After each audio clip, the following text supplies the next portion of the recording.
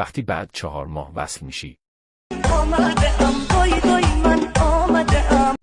برگشتیم بعد 4 ماه، 4 تا سیزن عوض شده. بریم ببینیم کی جدید اومده.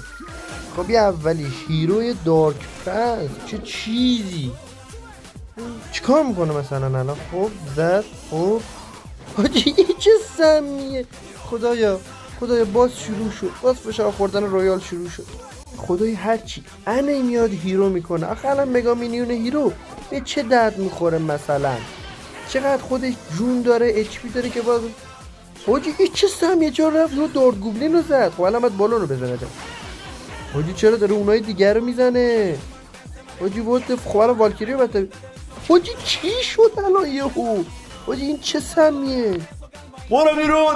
خدا بریم ببینیم. به عشق من بولر، بعد از مگانایت بولر، بعد از بولر مگانایت. جونم تو فقط دمیج بزن بسکتبالی من. او من گاد.